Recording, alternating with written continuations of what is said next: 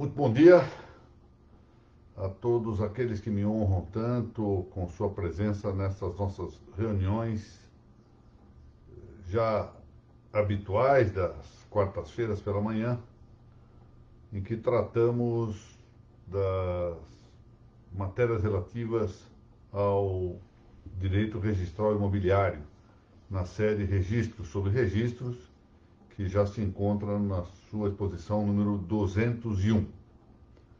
Eu, de início, quero agradecer muitíssimo ao patrocínio que a Noreg do Paraná, por sua presidente, a doutora Mônica Dallavecchia, mas também por todas as entidades que integram e as correspondentes juntas diretivas, entidades paranaenses que integram a Noreg, o apoio que concedem a essa nossa sequência de exposições. Eu queria, antes de começar a exposição de hoje, fazer um agradecimento especial à Aripar, de modo muito pontual, à sua presidente, a doutora Mariana Martins, pela publicação, acho que anteontem, do vídeo da minha pequena palestra que eu proferi lá, aí na cidade de Curitiba, e um vídeo de uma elaboração técnica extraordinária. Eu, de certo modo, isso constrange um pouco e envergonha essas produções caseiras que nós fazemos aqui com nossos pobres modos. Realmente um trabalho magnífico. E eu particularmente agradeço a Noreg do Paraná, a Aripar do Paraná, não é? por essa iniciativa, por essa divulgação, porque ela apresenta uma característica, essa palestra, que normalmente os nossos cursos aqui, tão generosamente promovidos pela Noreg do Paraná e pelas entidades que integram essa grande organização paranaense, eu explico melhor isto. Há algumas aulas, por exemplo, como esta, que tem uma direção fundamental, fundamentalmente instrutiva. O que se visa é instruir o entendimento, nutrir o intelecto, por assim dizer. É verdade que ainda essa aula, como é uma sequência, não é? É mais fácil ver isto, tem uma finalidade complementar, que é de formar um sistema.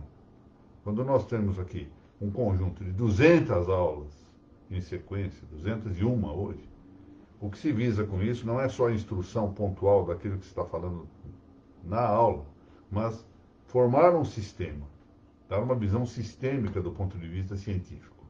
Muito bom.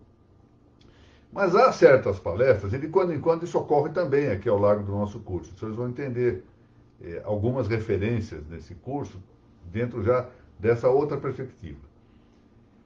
E essa outra perspectiva foi exatamente a que se encontrou nessa palestra promovida lá pela Aripar, e que o Dr. Gabriel me convidou para muita honra minha, e que se produziu esse vídeo postado graças à diligência da atual presidência da Aripar, e que consiste no seguinte: não só se buscou instruir o intelecto naquela palestra, mas mover a vontade do auditório para o encontro da verdade. E, adicionalmente, esse é o terceiro ponto, que nem sempre se apresenta possível nas palestras, fazer com que amassem as coisas que as palavras significam. Ou seja, se forem assistir lá a minha pequena palestra, que foi objeto dessa gravação, vão ver isto. O meu esforço imenso para que o público que me ouvia não só movesse o seu afeto em busca da verdade que eu estava tentando instruir, sobre a qual eu estava tentando instruir, informar a todos, mas além disso, que amassem as próprias coisas que estavam sendo referidas nas palavras. E no nosso caso concreto, amar as próprias coisas era começar por amar o registro de imóveis. E, na sequência, a justiça, o bem comum, etc. Portanto, eu sou muito grato à doutora Mariana, pelo fato de ter publicado esse vídeo. E estou, outro lado da coisa, extremamente constrangido pela escassa qualidade técnica que posso propiciar aqui com esses meus vídeos, com essas minhas transmissões caseiras. Porque quando comparado com aquela obra de arte que está no vídeo, só pode haver constrangimento, né? Mas muito bem. Vamos aqui, confiados na generosidade também da nossa audiência, formada por tão bons amigos, prosseguir com os nossos passos aqui, hoje tratando do usufruto. Vamos começar a tratar da noção de usufruto. A lei brasileira 6.015, de 1973, que é a Lei Geral dos Registros Públicos, prevê quanto ao usufruto de imóveis, usufruto imobiliário, o registro stricto sensu, ou seja, um registro em sentido estrito. Todo mundo sabe. Registro e averbação, a palavra registro tem um sentido genérico, não. O uso loquendi, abrangendo essas duas formas, o registro, propriamente dito, ou stricto sensu, e a averbação. Quando não, abrangendo até mesmo a inscrição no protocolo, a anotação que também ocorre no plano do registro de imóveis, embora muito residualmente. Essa norma específica que trata do registro do usufruto de imóveis também contempla nela própria, no inciso 1º do item 7, melhor dito, do item 7º do inciso 1º do artigo 167, aliás, esse artigo está mal citado aqui, acho. Os direitos de uso e de habitação. Nós vamos começar aqui por tratar do vocábulo usufruto, que provém da conjunção de duas palavras latinas, usus e fructus. Essas duas palavras, usus e fructus, são palavras de quarta declinação, ou seja, tem o genitivo singular também terminado em us. Usus, usus, fructus, fructus.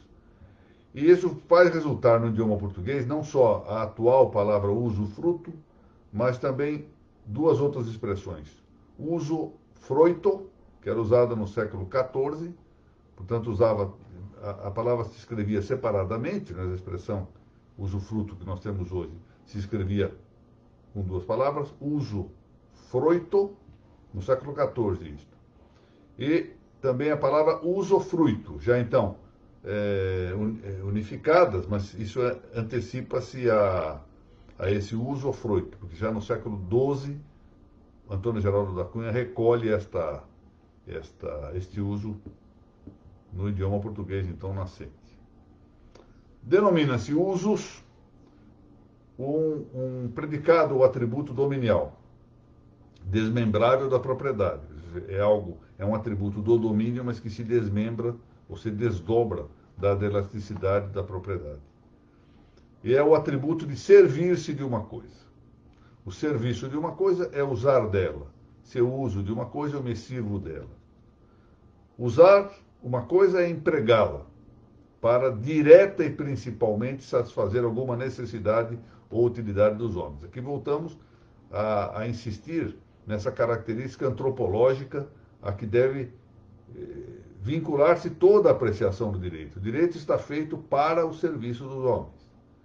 Nós temos de evitar essa demasiada poetização artificial do direito e compreender o direito dentro de uma perspectiva antropológica, o direito a serviço do homem. E todas as coisas do mundo estão a serviço do homem. Se diz direta e principalmente, como está dito aqui na passagem anterior, em razão de a história humana sinalizar em acréscimo um uso das coisas para serviço não necessariamente dos homens, pelo menos não direta e principalmente dos homens, senão que indiretamente dos homens, que se dá com os objetivos de adoração, reverência e agradecimento a Deus, se nós quisermos avançar um pouco mais, e a ídolos também, porque esse uso também contempla os vários casos de idolatria que frequentam a história humana. De modo que não se buscaria, então, com isto, diretamente e de modo principal, a necessidade e a utilidade dos homens, Mas, aqui eu digo isso, sem ignorar que frequentemente esses atos de culto têm uma direção impetratória, ou seja, pela qual nós impetramos, pedimos alguma coisa. O que principalmente se visa aqui é adorar, reverenciar e agradecer a Deus, ou, se quisermos, aos ídolos. Eu vou dar aqui apenas um exemplo para não deixarmos a coisa sem uma pontual referência histórica. E estou lá retirando da grande obra desse autor romeno, um autor contemporâneo, ele morreu em 1986, um autor romeno, nascido em Bucareste, um grande professor, grande pensador, historiador. Ele tem vários livros publicados, alguns já traduzidos para o português. Um deles que eu estou citando aqui é essa História das Crenças e das Ideias Religiosas, da Idade da Pedra aos Mistérios de Eleusis. E ele então refere que os caçadores primitivos da era paleolítica, a chamada Idade da Pedra Lascada, que segundo alguns, parece que há um certo consenso acadêmico a respeito disso, mas isso é extremamente controverso, seria uma época de existência humana de 2 milhões e meio ou mais de tempo, de anos atrás. Não é? Então, já havia entre esses caçadores primitivos práticas rituais de caráter mágico, de caráter religioso, e segundo Mircea Eliade, essas práticas podiam indicar a epifania, ou seja, o aparecimento de uma potência sagrada ou de um mistério cósmico. Como vemos, sabemos que esses caçadores primitivos deturpam frequentemente as tradições recebidas com anterioridade. E, portanto, ali muitas vezes festejam os mistérios cósmicos, né? A idolatria da lua, do sol, etc. O uso da coisa, como nós dissemos, é servir-se dela, mas não é perceber-lhe conjuntamente os frutos. Aqui é que é a distinção. O uso não leva à aquisição de lucro. Isso corresponde, essa ideia de lucro, de ganhar alguma coisa, de ganância com o uso da coisa, a outro atributo do domínio, que é o fructus, o desfrute, a fruição, o gozo da coisa.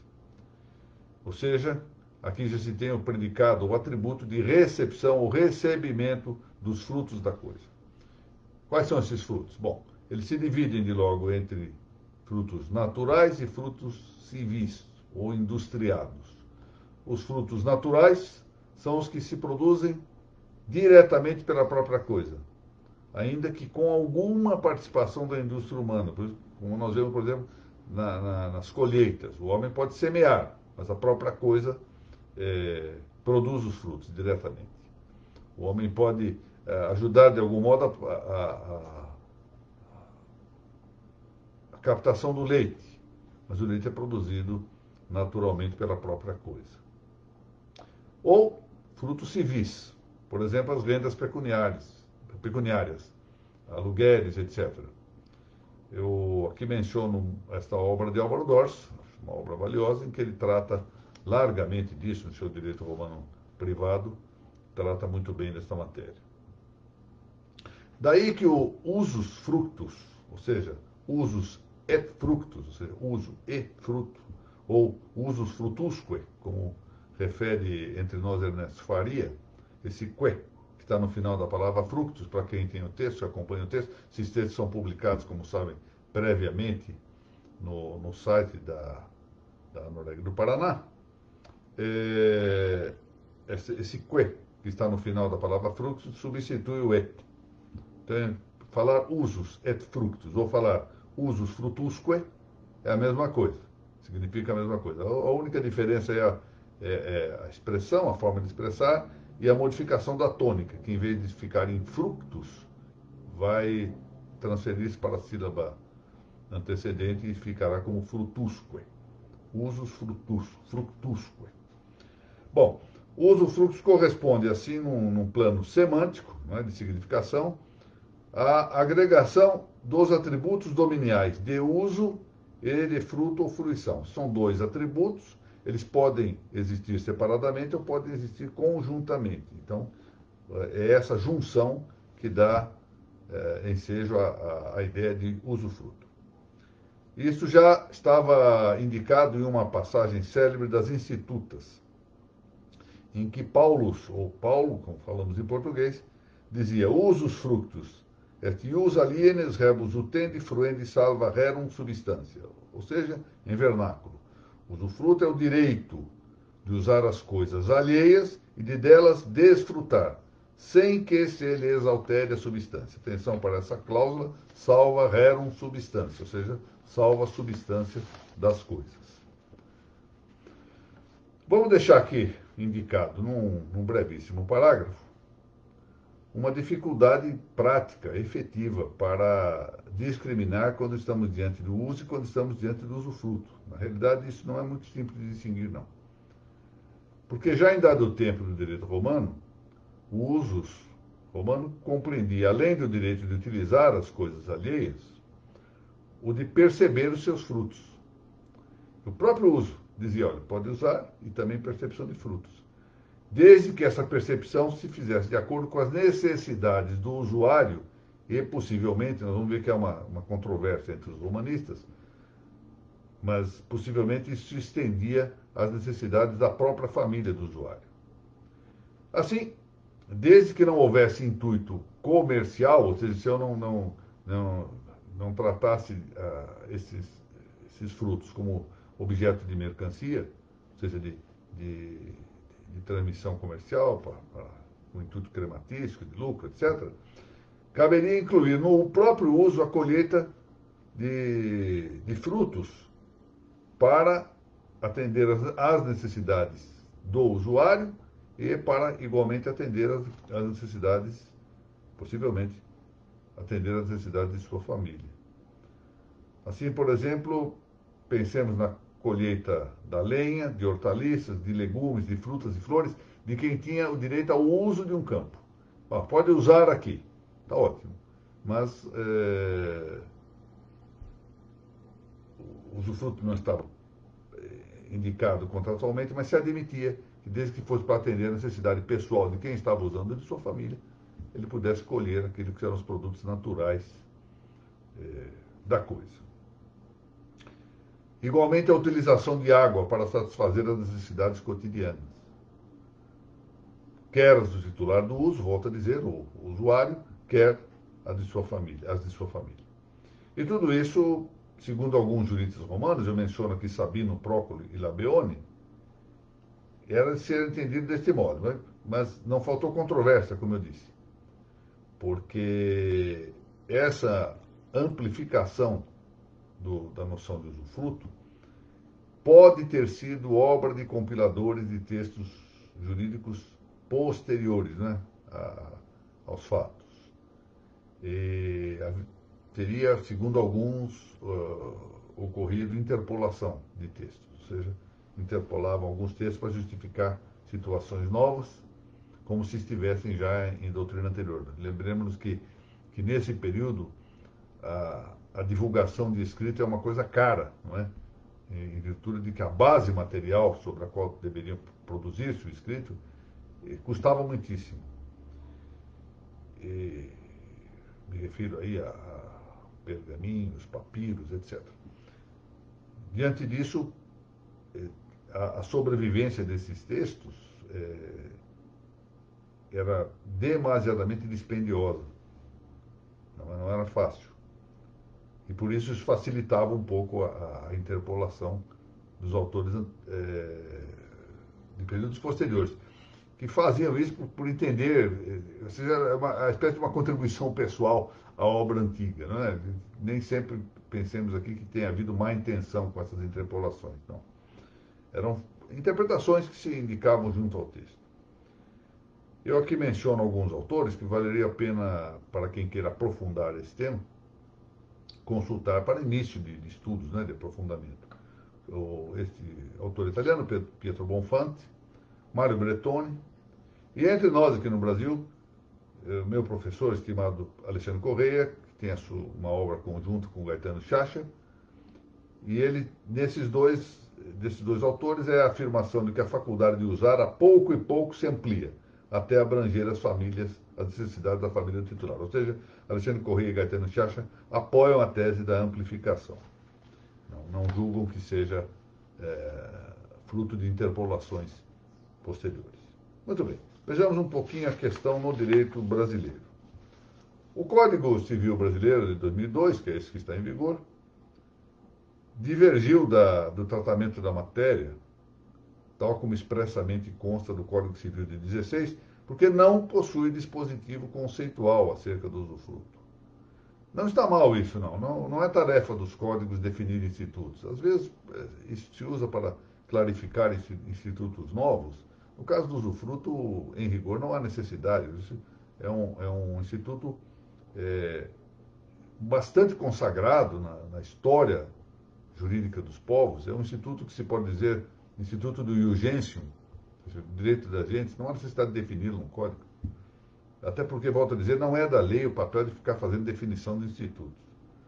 No código anterior, o código, portanto, de 16, o excelente código de Clóvis Bevilacqua, por mais que essa noção de usufruto fosse completada por outras disposições, ela está estabelecida no artigo 713, que eu vou ler agora. Diz esse artigo: constitui usufruto o direito real de fruir as utilidades e frutos de uma coisa, enquanto temporariamente destacado da propriedade. Note bem que esse direito real se diz destacado do direito de domínio da propriedade, dado o caráter, repitamos muito isso, de elasticidade que possui o direito de propriedade. Em outros artigos do Código, nós vamos encontrar explicitações acerca do objeto material do usufruto, dizendo que ele pode consistir em um ou mais bens, móveis ou imóveis, portanto, tanto bens móveis quanto bens imóveis.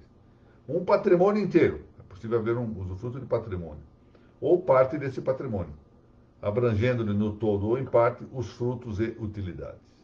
Artigo 714.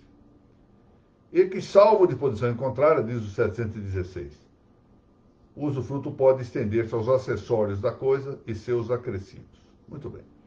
Essa norma do artigo, portanto, nós temos três normas aí, 713, 714 e 716. E ainda vamos ver que o 729 também vai fazer uma referência importante acerca do conceito de usufruto. Geralmente, o problema de conceituar-se um instituto na lei é que, se nós nos amarramos muito à conceituação normativa, perdemos a grande conveniência que é de recolher diretamente da realidade os predicados, as notas compreensivas do Instituto.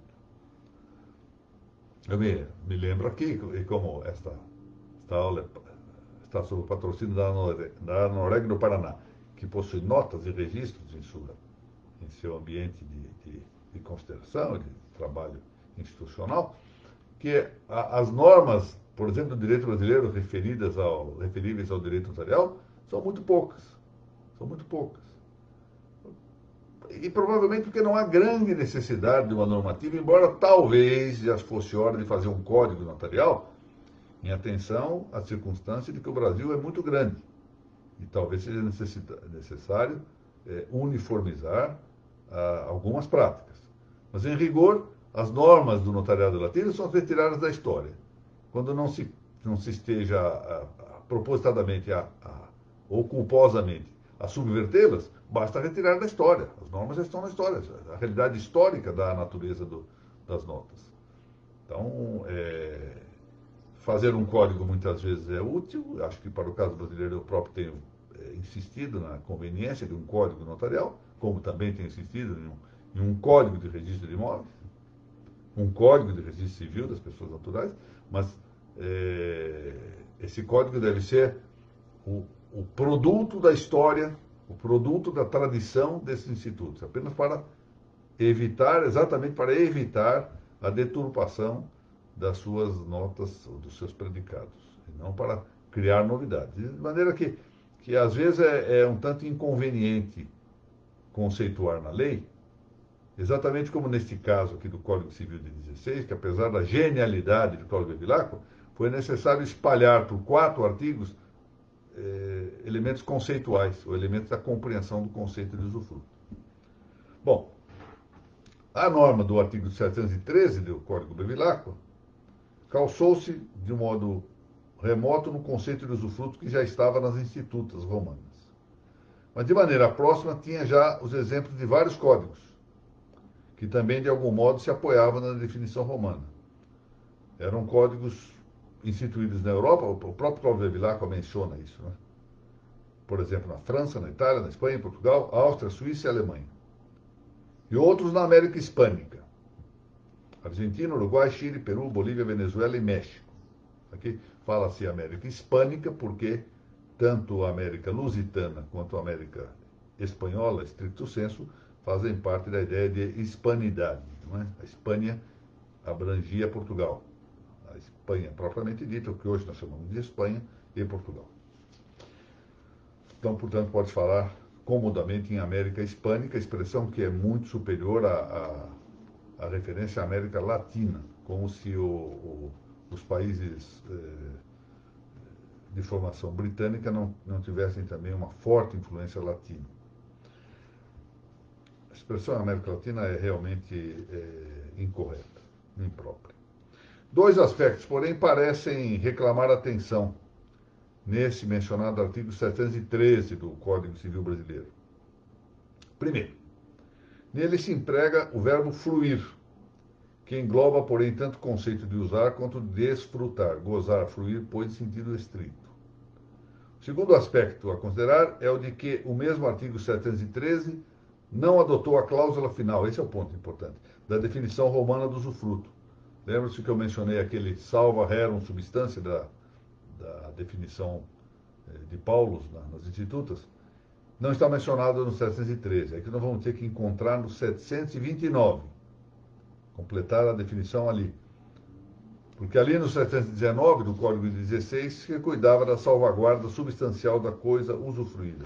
Eu leio: o usufrutuário, antes de assumir o usufruto, inventariará a sua custa os bens que receber, determinando o estado em que esses bens se acham, e dará então caução, fidejussória ou real, se lhe há exigir o dono, linguagem elegante, mas se lhe há exigir o dono, se lhe é mais há,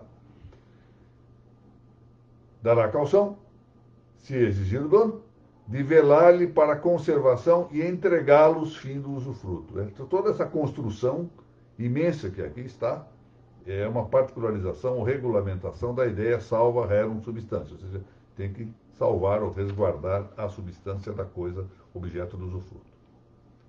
Nesse mesmo sentido, Carvalho Santos veio a dizer que a lei impôs nesse dispositivo do 729, eu abro aspas, a obrigação de conservar a substância da coisa. Salva rerum substância.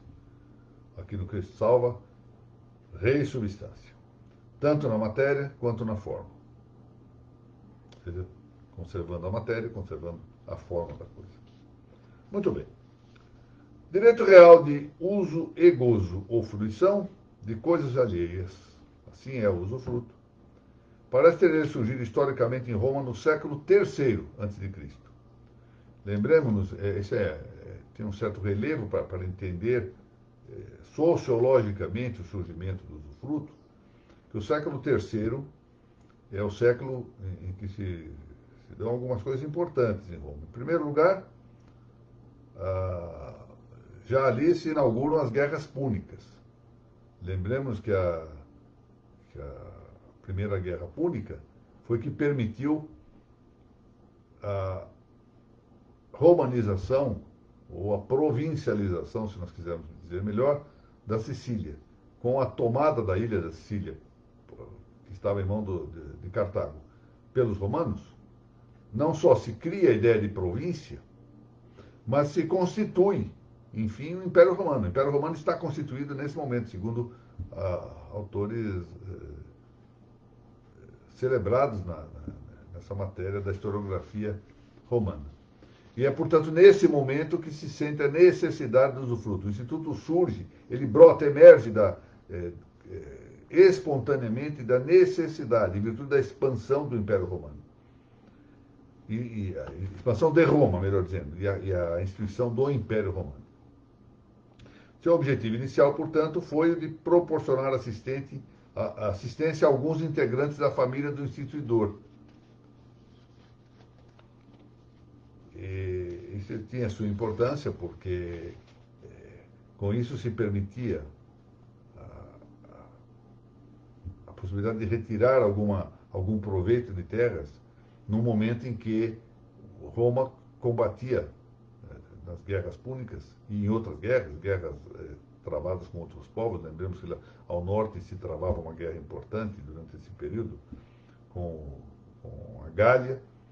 E, então, portanto, era preciso mandar os exércitos, as pessoas iam combater e era preciso socorrer essas famílias. Então surge como uma necessidade social importante, econômica importante. Bom, isso mostra a razão de ser do caráter personalíssimo, que era um socorro às famílias. E, portanto, se podiam escolher os beneficiários. Mas também, aqui é o tema, a sua inalienabilidade e sua intransmissibilidade. Porque era preciso também preservar esse patrimônio, sob a titularidade de quem era dono do imóvel, mas ao mesmo tempo também evitar que se desguarnecessem novamente as famílias dos beneficiários.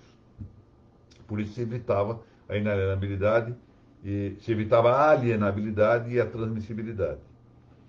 E o usufruto nasceu também com a nota de temporariedade. Os romanos eram práticos e atendiam, ao fundo, certas exigências da vida social, da vida econômica, da vida política. E, no final, a teoria se constrói em cima dessa exigência, dessa realidade. Max Caser, um autor alemão de grande importância, faz observar-se que só com essa limitação temporal se considera suportável que a propriedade do onerado, ou seja, dominus proprietatis, ou seja, o dono da propriedade, pudesse ser afligido. Porque era um direito tão extenso como o que compete ao usufrutuário, e isso levaria ao esvaziamento da propriedade. Por isso, só temporariamente se admite, olha, o proprietário vai ficar destituído aqui dos seus poderes dominiais, dos seus atributos dominiais, temporariamente, para atender determinadas necessidades. Mas isso não vai ao ponto de nós negarmos, pensavam assim os romanos, a extensão e fecundidade de um direito que nós consideramos importante para a nossa vida jurídica, social e econômica. E, no mesmo sentido, vem a doutrina desses dois autores, também alemães, Jers e Kunkel, que observaram que, de fato, era pouco de suportar que o direito do proprietário existisse privado do uso.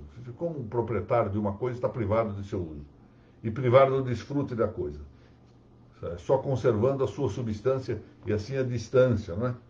Distante de sua posse direta. Isso era inconcebível que fosse em caráter demasiadamente perdurável, tinha que ser temporário mesmo. Aqui no Brasil, o conselheiro Rodrigues Lafayette fez ver que a temporalidade do usufruto diz respeito à organização do domínio, de maneira que é um atributo inderrogável pela vontade dos contratantes. O conselheiro Lafayette viu bem isso, ou seja, não é possível que por meio do contrato eu transforme o usufruto de algo temporário em algo permanente, porque isso aflige a própria ideia de domínio. E lembremos que esse é um direito real menor, ou seja, um desdobramento do domínio, não pode ir contra a sua matriz. Tal veremos um tanto mais cuidadosamente em próxima aula. O direito brasileiro, já com o Código Civil de 16, incisos 1º e 3º do artigo 739 desse Código de Bevilacqua, adotar a temporária duração do usufruto. O usufruto tinha que ser duração temporária. E isso veio a reafirmar-se com o nosso Código Civil de 2002, nos incisos 1º e 3º do artigo 1410. E eu aqui saliento, para terminar a exposição nesta parte, que não fosse essa temporariedade do usufruto, nós estaríamos pondo em xeque a tendência centrípeta da propriedade. Porque, notem algo que é importante, a propriedade é efetivamente tem uma parte da propriedade que é de direito natural, ou seja, a possibilidade de as pessoas se apropriarem de coisas para a sua subsistência, para atender às suas necessidades. Agora, uma outra parte é a disciplina com que nós vamos regular essa propriedade para evitar conflitos em torno, para saber o que é. A natureza não diz o que é de um do que é de outro, não separa isso, não discrimina. Então, essa parte de disciplina faz parte das leis convencionadas, das leis humanas, mas é uma parte de direito natural, ou seja, possibilidade de apropriação. Ora, essa parte de possibilidade de apropriação, é ela que dita esse caráter centrípeto da propriedade, ou seja, que tendam todos os poderes, ou atributos, melhor dito, ou predicados da propriedade, a voltar ao seu núcleo, tal que ela se exerça com plenitude. Daí que a temporariedade seja relevante nesses termos, para evitar que o domínio se moleste, enfim, se aflija em sua essência. Bom, e com isso nós terminamos essa primeira aproximação do tema do usufruto. Eu queria apenas aqui, para encerrar essa nossa posição, dizer que esse período de custódia domiciliar, como todas as coisas na vida, apresenta alguns aspectos positivos que, apesar dos males serem maiores, e muito maiores do que os aspectos positivos, tem seus benefícios em todo caso. E um deles é que isso me tem permitido mais facilidade para, sem viagem, sem deslocamento físico, sem, portanto, precisar ausentar-me de São Paulo e do amplo trabalho judicial que eu me dedico, poder dar aulas até em outras partes do país. Hoje mesmo haverá uma aula de pós-graduação lá em uma faculdade do Recife, sobre princípios do direito notarial. Na semana que vem, uma outra aula sobre princípios do direito registral, que eu ministrarei aqui, da escassez de recursos do meu próprio gabinete aqui de casa. Então, isso é um benefício e, em todo caso, é uma forma também de nós estimularmos o estudo, animarmos o pessoal que quer estudar direito notarial e direito registral, e não apenas estudar fórmulas de aplicação, mas estudá-lo cientificamente. Ora, essa ideia de estudá-lo cientificamente exige que nós nos dediquemos a certas questões que são um tanto abstratas. É possível para muita gente reexaminar, reavaliar, reestudar conceitos que viram lá na escola, no tempo da faculdade, como conceito de usufruto, seja algo que se considere desnecessário para a prática do registro. E pode ser que para muitos seja mesmo. A gente que sabe fazer o ato de registro de um usufruto não examina rapidamente seus pontos e está muito bem. Mas nós temos uma obrigação também de passar um legado às gerações futuras. Essa obrigação é muito grande entre os registradores e notários. Diretamente são os registradores e notários aqueles a quem se deve incumbir mais gravemente o dever de transmitir às gerações futuras o conhecimento que tem a respeito da matéria. Quando nós não temos isso, e não temos, em geral não temos, na via da graduação jurídica, isso se estabelece por meio de outros instrumentos, entre os quais, aqui vem o ponto que eu queria mencionar, entre os quais se põe isto que é digamos assim, algo que se aproxima, embora de maneira um tanto ainda incipiente, se aproxima da ideia de uma corporação de ofício. Quando a Noréga do Paraná, mercê de todas as suas entidades integrantes e com a visão que eu considero superior da tabeliã Mônica Dalla Vecchia, que é a presidente dessa entidade, patrocina reuniões de caráter científico, que tendem a ser realmente reuniões acadêmicas, ela contribui para isso, formando um material que é cumprir um dever, observar o dever de transmitir às gerações futuras, às gerações que estão chegando, aquilo que corresponde às exigências do direito registral, no nosso caso aqui específico da aula de hoje. Amanhã haverá o claves notariais e registrais, abordando também temas de direito notarial, portanto, transmitir o legado a essas gerações que vão chegando e que frequentemente não têm ocasião de compreender o direito notarial e registral fora deste ambiente das entidades que se devem dedicar, e tem nisso, claro que essas entidades se formam para a defesa de seus associados, etc., tudo isso está certo, mas tem nesse ponto talvez o melhor de seu valor institucional, essa tarefa paideica, pedagógica, de transmitir aos que vêm a importância, a relevância das suas funções. Se os próprios registradores e notários não fizerem isso, quem dará importância a eles? Essa é a pergunta, não é? Bom, vamos lá agradecer. O doutor Rogério Tobias, muito bom dia, estimado amigo e grande estudioso do nosso direito notarial registral. O doutor Pedro Bragato também, agradeço ao doutor Pedro, que hoje me indicou a leitura importante aqui de um livro sobre a vida de Cícero. Eu desconhecia esse livro, vou atrás disso para ler a biografia deste grande pensador e jurista e orador romano. Doutora Mariana Martins, renovo aqui o agradecimento pela divulgação da palestra no evento patrocinado aí pela Aripar, organizado pelo presidente anterior dessa entidade, o doutor Gabriel. A doutora Mariana fez publicar o vídeo da minha pequena palestra, isso eu gostei bastante, a qualidade é excepcional desse vídeo, é de envergonhar fazer essas aulas aqui com esses recursos diante do que eu vi publicado lá, mas paciência, eu não tenho outro meio, não sei fazer de outro modo. Muito obrigado, doutora Mariana. Doutor Anderson Scherner-Kist, meus cumprimentos. Doutor Valdecir Castiglione, estimado amigo, somos saudosos aí das nossas reuniões, doutor Valdecir, muito obrigado por sua presença. Doutor Mário Martinelli, que tem sempre estado presente aqui nas nossas reuniões.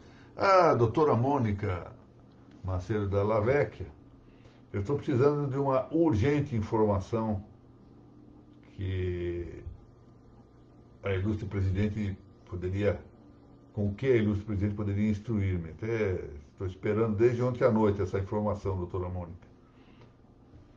Pedia a sua atenção, a sua caridade neste assunto, por favor. Questão teórica para mim importante. Doutor Matheus Santos, bom dia. Estimada amiga Eliette Guarnieri, grande magistrada em São Paulo. Um abraço para a Isabela. Doutora Aline, juíza aqui também no estado de São Paulo, que teve uma passagem fulgurante na área dos registros públicos, esteve lá na primeira vara de registros públicos, atuando por lá. Deixou a área, foi para a área da Fazenda Pública, é verdade, contra a minha vontade, mas ela um dia ainda voltará seguramente ao tema dos registros. Estimada Thaís Camati, que agora está fazendo pós-graduação, muito bem. Também no mesmo local que o doutor Pedro Bragato está estudando, fazendo a pós-graduação. Thaís é uma moça de muito valor. Desembargador Fábio, prazer em vê-lo aqui, meu amigo. Muito bem, muito obrigado pela presença extremamente honrosa. Muito honrosa mesmo, e do ponto de vista da afeição, para mim, tem um valor imenso. Muito obrigado. Doutora Maria Fernanda, da UMAS. Muito bem, recomendações aí, pessoal de casa. Doutora Margarete Maia, estimada amiga, ontem cuidando aí também de avisar-me de certos problemas nas transmissões pela via eletrônica. Muito obrigado. Agradeço aí ao segundo Serviço de Imóveis de Curitiba, muito bom dia. Doutor Ricardo Cunha, bom dia. Doutor Eduardo Amadei, sempre presente, bom dia. Estimada Cátia Jonas Dias, eu estou preocupado, professora Cátia, porque eu não sei elaborar um projeto, a não ser com as minhas próprias indicações das aulas para o nosso curso de pós-graduação lá em Guarulhos. Eu vou ver se consigo aí contar com o apoio da editorial Lepanto. A doutora Amanda sabe fazer melhor do que eu essas coisas, e sobretudo do doutor Ricardo Scaff, confesso a minha limitação, mas vamos ver se resolvemos isso para começar as aulas lá, se não ainda neste segundo semestre, no início do semestre que vem. Muito obrigado, doutora Mônica. Na verdade, eu acho, apenas esclarecendo isso, eu acho que seria necessário, para o meu gosto, né, um código notarial separado de um código de registros, primeira coisa. E ainda no campo do código de registro, eu tenho dúvida se é conveniente manter, ou fazer um código de registros públicos em geral. Porque, então, a lei geral dos registros públicos já cumpriria esse papel. A minha proposta é um código de direito notarial, ou código notarial, a sua expressão é melhor do que a minha, falando código notarial, um código de registro predial, um de pessoas jurídicas, registro civil de pessoas naturais, e aí eu tenho que pensar se vale a pena fazer um código para as pessoas, registro de pessoas jurídicas, de outro para títulos e documentos, ou se podemos fazer um para os dois. Ou seja, na verdade, seriam 4 códigos, pelo menos, quando não 5.